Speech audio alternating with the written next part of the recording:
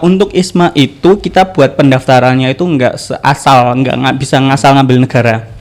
Jadi di proses pendaftarannya itu tuh harus sesuai dengan nomenklatur kita. Nomenklatur kayak penjurusannya lah gitu. Di 3 bahasa Mandarin itu maksudnya kalau bahasa aku lupa bahasa Indonesianya. Kalau bahasa Inggrisnya itu social science.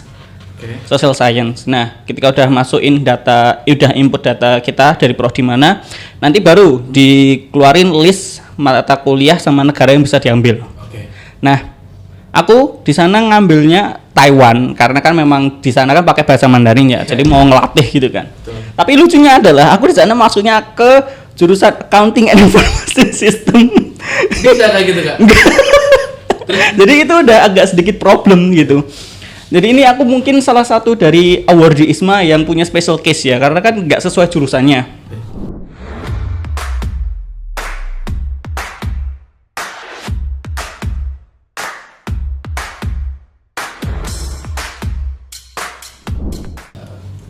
Halo Sobat Vokasi, balik lagi di podcast IMPM. Aku minta pendapatmu. Episode kali ini bersama aku Hamzah, dan tentunya aku nggak sendiri nih, karena aku kedatangan dari orang jauh banget, dari luar negeri.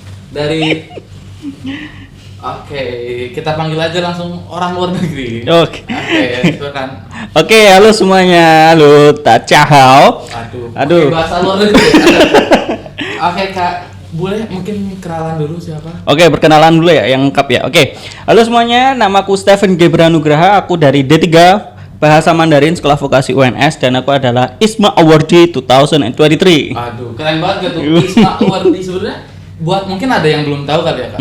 ISMA Awardee itu apa sih Kak? Oke, ISMA. Singkat aja boleh. ISMA Awardee kan, ISMA Awardee itu panggilan buat yang orang dan mahasiswa udah keterima ISMA. Nah, buat ISMA-nya sendiri itu itu kayak program dari Kemendikbud RI, ya itu ngasih beasiswa buat mahasiswa universitas semester 4 sama 6 buat ngerasain kuliah di luar negeri itu gimana. Aduh, keren kali ya, kuliah di luar negeri. Yes. Mungkin emang udah kedengarannya keren gitu ya. Iya. Kuliah di luar negeri, tapi kan tentu nggak semua orang mau untuk keluar negeri, atau mungkin apa sih yang memotivasi Kak Stephen ini untuk ikut ISMA ini? Oke, motivasi buat ikut ISMA itu aku malah baru dapatnya setelah keterima ISMA malahan, lucunya gitu. Jadi kalau aku sih dari background udah bilang tadi ya, dari D3 Bahasa Mandarin kan ya. D3 Bahasa Mandarin otomatis belajarnya bahasa Mandarin. Nah, itu kok ada kesempatan buat keluar negeri, salah satunya ke tempat yang menggunakan bahasa Mandarin. Jadi aku gas aja sama ada kayak kesan kepengen buat merasakan gimana di luar negeri itu, sama lumayan kan belajar bagaimana kebudayaan di luar negeri gitu. Keren sih, kayak kuliah di Taiwan. Ya, aku kemarin buat yang belum tahu, aku itu host university-nya tuh di Asia University Taiwan. Nah, host Asia University ya? Iya, host university itu tuh kayak sebutan kita di ISMA itu kayak penempatannya di mana, home univ itu asalnya dari mana gitu. Lalu gimana sih caranya untuk daftar ISMA sendiri itu, kayak prosesnya sulit gak sih atau kayak gimana aja? Kalau untuk proses pendaftaran ISMA itu bisa dikatakan cukup gampang, karena kan memang untuk pertama itu pengumpulan berkas nilai, dan ya itu pengumpulan berkas itu. Kemudian setelah itu ketika secara pemberkasan udah oke, dari pihak ISMA-nya sudah memenuhi syarat, habis itu bisa lanjut ke proses selanjutnya. Nah, kemarin itu untuk di UNS, teman-teman yang ISMA UNS itu dibantu juga sama International Office. Oh iya, jadi International Office juga? Iya, International Office itu kayak memberi, ini ada list nih berkas-berkas yang dibutuhin. Nah, kalau yang perlu tanda tangan tinggal bilang ke apa itu ngelis gitu di grup WhatsApp, nanti dibantu sama International Office buat mintain tanda tangan ke. Jadi, kayak ada emang bantuan dari kampus juga. Yeah. Berarti kampus UNS ini mensupport sekali. Sangat mensupport sekali. Sebelumnya aja ada kayak preparation ya, kayak sedikit nyiapin dulu lah, ini mana nih dari anak UNS ini yang benar-benar eligible buat ikut ISMA gitu. Oh, jadi kayak sebelumnya ada seleksinya dulu? Iya, diseleksi sama pelatihan. Oh, ada pelatihan, nanti baru langsung ikutan seleksi lagi untuk ikutan ISMA-nya? Yes, bener. Oke. Lalu kan udah keterima nih ISMA, keterima ISMA di Taiwan ya? Bener, di Taiwan. Oke. Apa sih yang pertama kali Masnya rasain ketika udah sampai di Taiwan itu? First impression Taiwan ya? First impression. Panas. Waduh. lebih panas dari Solo. Lebih panas dari Solo karena kan saat itu kan September, bener-bener tahun lalu. Iya. Ini tahun lalu, dari sekarang tuh tahun lalu aku. Summer berarti ya? Iya, masih summer di sana. Jadi hawa apa ya namanya? Cuaca di sana itu saat itu lagi summer dan itu panas dan lembab. Itu first impression. Tapi ketika sampai sana itu kayak feeling wah, menginjakkan kaki di negara orang, di tempat orang gitu kayak something new gitu, kayak first lifetime experience gitu. Saya aja misalkan kan saya di sini agak culture shock juga kan, saya dari Jawa Barat. Iya ya. Oh. Agak culture shock. Mungkin kalau dari Indonesia ke Taiwan itu culture shocknya seberapa besar sih? Culture shocknya, culture shock banyak sih, banyak culture shock. Mulai kayak hal-hal terkecil gitu, kayak ada apa itu pejalan kaki di nomor satu kan, gitu. Oh, pejalan kaki Pejalan kaki itu di nomor satu kan, kayak lagi nyebrang gitu aja, nyebrang gitu kan di crosswalk gitu ya, yang nggak ada lampu merahnya. Iya. Itu kalau ada tahu yang mau nyebrang itu berhenti mobilnya. Semuanya wajib berhenti. Karena kan kalau aku ya, karena kan kebiasaan di Indonesia ya, kebiasaan di Solo gitu, nggak digas. Kalau aku ya udah mau kalau ada mobil lewat silakan lewat dulu gitu. Kebiasaan aku bawa di Taiwan, orangnya pada bingung, jadi kayak hampir setengah menit gitu, cuman Ngeliat dulu kelihatan duluan masuk aja. Bingung gitu. Iya. Ada lagi atau? Di sana makan pakai makannya pakai sumpit of course ya, karena kan di Taiwan sama negara-negara Asia kan semua pakai chopstick sama pakai sumpit. Tapi jujur ya, aku di Taiwan itu makan nggak susah. Oke. Karena kalau pada notice aku itu ada keturunan Chinese. Oh iya. Ada keturunan Chinese. Di Solo kan memang seringnya sama keluarga Chinese ya, aku makanan Chinese food.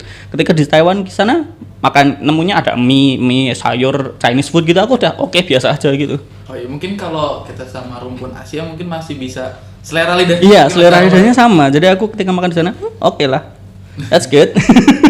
Oke, kan kakaknya dari D3 bahasa Mandarin ya? Iya, benar. Nah, itu tuh untuk ngambil program ISMA ini mata kuliah apa aja yang bisa diambil gitu? Nah, ini yang mau aku ngomongin. Jadi agak balik ya. Untuk ISMA itu kita buat pendaftarannya itu nggak seasal, nggak bisa ngasal ngambil negara. Jadi di proses pendaftarannya itu harus sesuai dengan nomenklatur kita. Nomenklatur kayak penjurusannya lah gitu. Jadi 3 bahasa Mandarin itu maksudnya kalau bahasa aku lupa bahasa Indonesianya. Kalau bahasa Inggrisnya itu social science.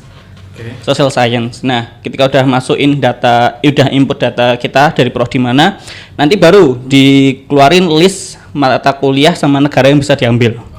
Nah, aku di sana ngambilnya Taiwan karena kan memang di sana kan pakai bahasa Mandarin ya. Jadi mau ngelatih gitu kan.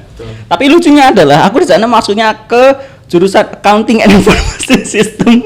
Bisa kayak gitu Kak? Jadi itu udah agak sedikit problem gitu. Jadi ini aku mungkin salah satu dari awardee ISMA yang punya special case ya, karena kan nggak sesuai jurusannya.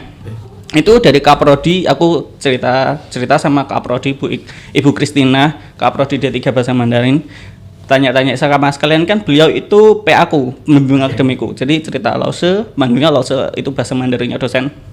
Ini bagaimana Lause? Karena kan saya kan dari D3 Bahasa Mandarin, ini accounting, ini bagaimana Lause? Ya udah. Dari beliau bilangnya yaudah ini di list dulu mana mata kuliah yang bisa diikutin. Nanti coba kamu kasih tahu problemmu sama dosen yang di sana di Asia University. Oke lah. Udah dapat sedikit agak lega lah, tapi masih harus belajar akuntansi lagi nih. Kayak ini jauh banget bahasa Mandarin, terus ini accounting tuh aku akhirnya harus les lagi. Sebelum berangkat tuh aku harus les. Akuntansi dulu. Yes. Gitu. Akhirnya udah berangkat sampai di Taiwan, sampai di Asia University. Aku bilang sama pengampu di sana, lupa aku dia posisinya apa, mungkin juga kepala departemen gitu ya. Namanya Profesor Huang Meihua, manggilnya juga Huang Lause aku. Jadi aku kasih tahu ke Huang Lause itu, maaf ini Lause, saya kan bukan dari anak akuntansi, tapi saya keterima di sini. Solusinya bagaimana?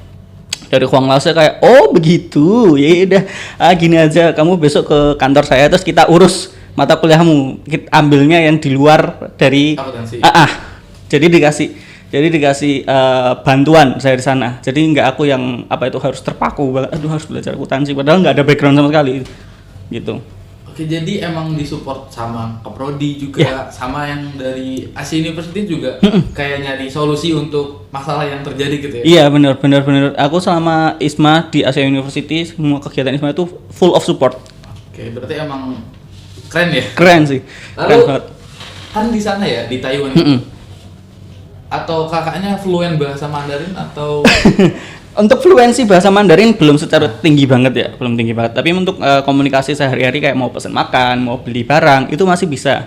Ngobrol sama dosen bisa. Jadi kalau ditanyain kehidupan di sana bagaimana di Taiwan, ya bisa dikatakan paling aman lah dari 10 orang yang bareng aku itu. Soalnya emang dari backgroundnya sendiri bahasa Iya, Mandarin. jadi aku bisa kayak ngobrol-ngobrol, tanya-tanya. Malah sering itu kayak ini 10 orang ISMA di Asia University itu kalau main itu aku selalu yang maju duluan buat nanyain. Jadi garda terdepan. Buat Berarti tanya-tanyain. untuk belajarnya sendiri pakai bahasa Mandarin, Inggris atau? Kalau Kelas itu? ini, nah ISMA itu dia secara internasional kan, luas semua negara dia kerja sama banyak negara kerjasama dengan Indonesia. Nah di sana untuk menyamaratakan, jadi menggunakan bahasa internasional bahasa Inggris. Oke, jadi Nah, kelasnya bahasa Inggris. iya jadi di Taiwan itu kita tetap diarahkannya masuk ke kelas internasional, Muslim ada masuk kelas internasional dan ketika belajar di sana dari dosennya pun berusaha menggunakan bahasa Inggris. Oke, jadi emang kayak nggak ada case kehalangan bahasa karena emang di tes ISMA sendiri ada tes bahasa Inggris ya? Iya, pakai tes bahasa Mandarin itu ada berapa ya? Kalau nggak salah 4 itu ada TOEFL, ada IELTS, ada Duolingo English itu sama ada TOEIC. TOEIC ya. Buat yang Iya. vokasi itu pakai TOEIC. Jadi emang harus fluent bahasa Inggris dulu Bener. baru boleh ISMA gitu. Ya itu memang ya benar karena itu salah satu syaratnya. Oke. Lalu selanjutnya Kak, kemarin kan aku lihat nih di YouTube gitu. Oh iya, aku ada channel YouTube. Aku lihat Kakak tuh kayak presentasi di depan mahasiswa S3 Iya. Asia University. Keren banget sih, Kak. Research. Boleh ceritain dong Kak? Oke, wah research keren ini. Oke, jadi ketika